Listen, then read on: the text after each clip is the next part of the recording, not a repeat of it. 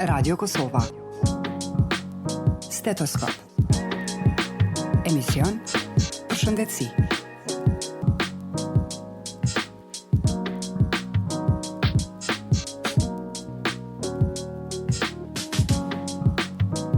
Përshëndetje të nderuar dëgjues. Tema që do ta trajtojmë në këtë emision ka të bëjë me çrregullimin e ritmit të zemrës apo aritmin. Një zemër e shëndetshme rrah 60 deri në 80 herë në minutë.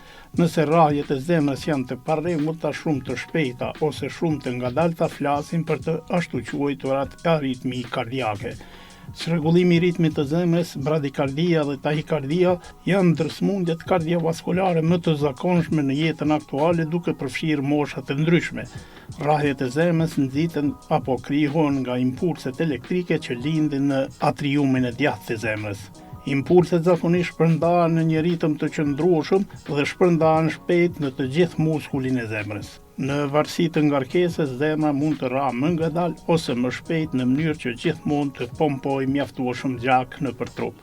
Ka shumë arsye për rrahjet e parregullta të zemrës. Presioni i lartë i gjakut, pirja e duhanit, konsumimi i drogës dhe alkooli i tepërt mund të rrisin rrezikun e aritmive kardiake.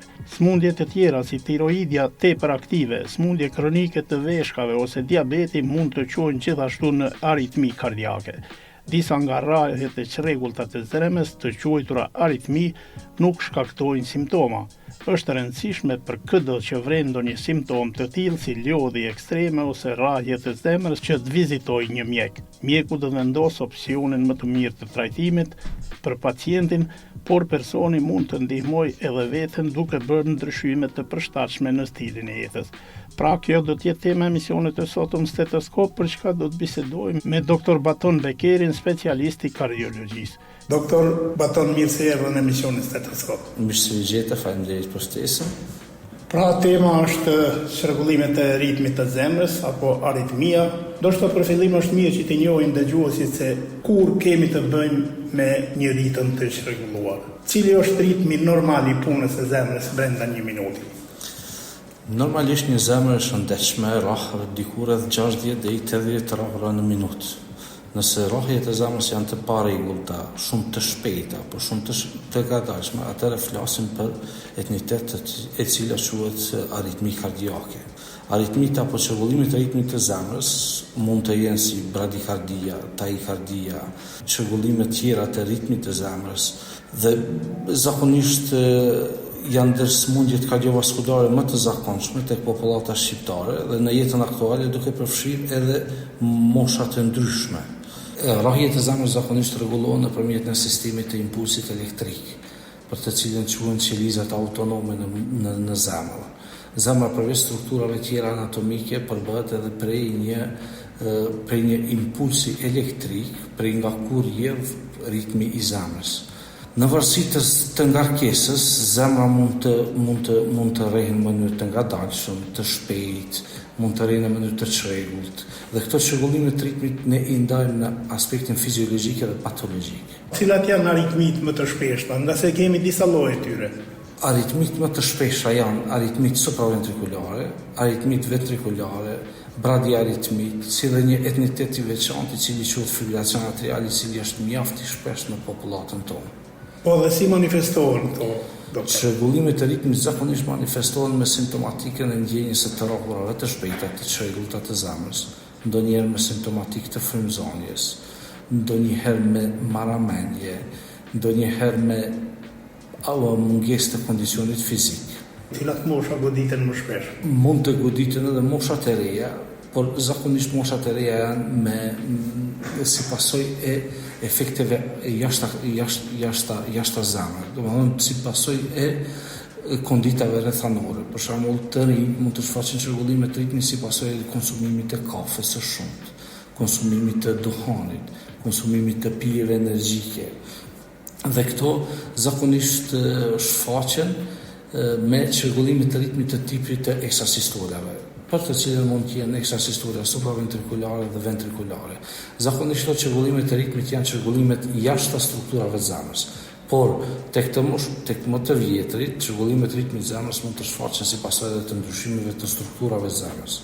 si pasojë e problemeve të smundjeve të muskulit zemrës, pasojë e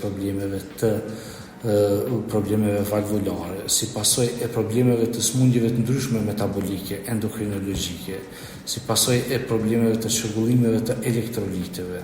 Pra ekziston një numër i madh i faktorëve tek më të vjetrit për të shfaqur një çrregullim i ritmit zemrës. Por çrregullimi i shfaqur i ritmit zemrës si pasojë e smundjeve ishemike të zemrës, ky është tipi i çrregullimit më i rrezikshëm i aritmive. Sa është e rëndësishme që të kërkohet ndihmë e mjekut me kohë. Dhe në bazë përvojës tuaj, a kërkojnë qytetarë ndihmën me kohë apo presin derisa gjendja t'ju përkeqësor? Çdo çrregullim i ritmit të zemrës duhet të ketë vëmendje mjekësore, sepse mjeku është ai i cili e përjashton rrezikshmërinë e çrregullimit të ritmit të zemrës. Tek ne pak më pak kërkojnë ndihmë mjekësore tek çrregullimet e ritmit të zemrës.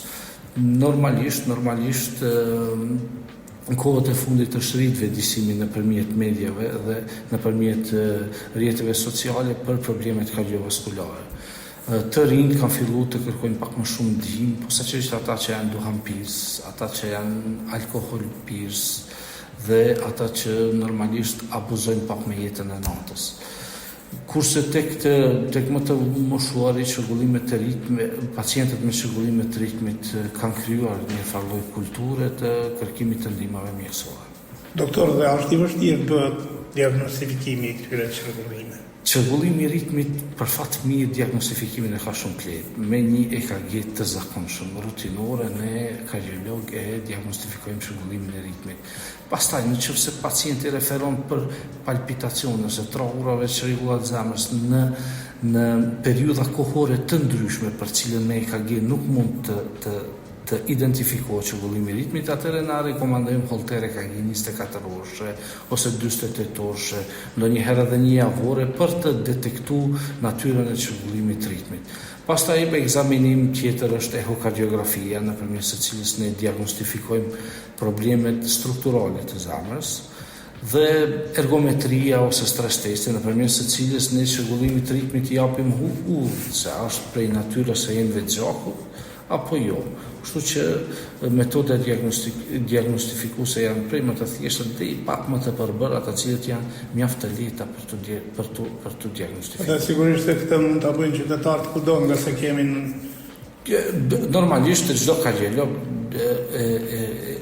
i ka të gjitha, po mendoj të gjitha metodat diagnostike për të diagnostifikuar një pacient i cili referon për çrregullime të ritmit. Si bëhet trajtimi i këtyre personave? Së pari, nëse çrregullimi i ritmit është si pasojë e faktorëve të jashtëm, siç është duhanpirja, alkooli, përdorimi i substancave beta stimuluese, atëherë ne rekomandojmë që këto të eliminohen dhe pastaj nëse çrregullimi i ritmit shfaqet si pasojë e ndonjë smundjeve kardiake, ekzistojnë preparate të cilët e rregullojnë ritmin. Një etnitet i veçantë i cili është fibrilacioni atrial, ky kërkon një vëmendje të veçantë si çrregullim i ritmit, sepse ky tip i çrregullimit të ritmit konsiston me dridhjen e atriumit majt ose parabashkueshës majt dhe si rrjedhoj kërkon menjëherë përdorimin e antikoagulantëve ose holluesve të vërtetë, sepse komplikimi kryesor i këtij çrregullimi të ritmit janë sulme në tru dhe për të parandaluar këtë kërkon një vëmendje pak më të veçantë dhe specialistike. Pastaj tentohet konvertimi i rregullimit të ritmit ose rikthimi në ritëm normal nëpërmjet të cilëve bëhen me preparate medikamentoze, me elektrokonverzion deri në studimin elektrofiziologjik që ka filluar të përdoret kohën e fundit. Terapia për këta persona është e përkohshme apo duhet të trajtohen të rjetë? Po varet nëse fibrilacioni atrial është me kondita anatomike të zemrës normale, nuk ka problem të zgjerimit të dhomës së zemrës, nuk ka problem të dëmtimeve valvulare. Atëherë insistohet në rregullimin e ritmit në mënyrë medikamentoze. Nëse nuk rregullohet në mënyrë medikamentoze, atëherë shkohet me elektrokonverzion.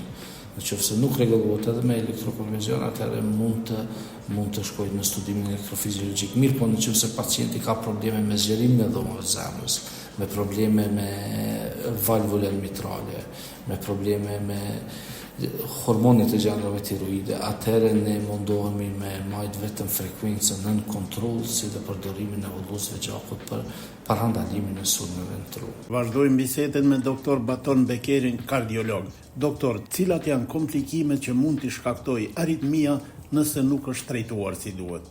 Çrregullimi i ritmit të zemrës mund të mos shkaktojnë komplikime, por mund edhe të shkaktojnë komplikime. Ato të cilat janë të lehta, të zakonshme, eksasistola, trolla, ato zakonisht nuk nxjerrin ndonjë problem më vonë. Mirëpo nëse çrregullimet të ritmit janë me eksasistola në numër të madh brenda 24 orëve, nëse çrregullimet të ritmit është fibrilacioni atrial, nëse çrregullimet të ritmit një etnitet tjetër i veçantë i tyre si takikardia ventrikulare, atëherë nga e para deri te e fundit mund të shkaktojë deri në vdekje të papritura.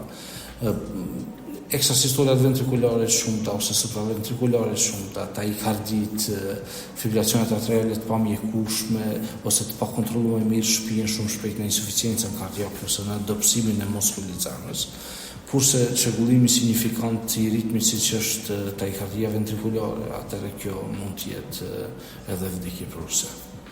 Vendosja këtyre aparateve që janë pacemaker që kanë qenë në herë, ta bëhet për ritëm apo për pacemakeri, pacemakeri zakonisht përdoret për bloqet atrioventrikulare, pra për bllokimet e ritmeve të zemrës, për bradikardit sinusale me një frekuencë në 35. Atëherë vendoset pacemakeri. Pacemakeri është një elektrostimulus jashtë zemrës, i cili e simulon në mënyrë elektrike impulsin e zemrës dhe e rregullon frekuencën kardiake. Pra, pacemakeri bën pjesë në grupin e rregullimit të ritmit tek pacientët cilët kanë bradikardi dhe bloqe të ndryshme atrioventrikulare.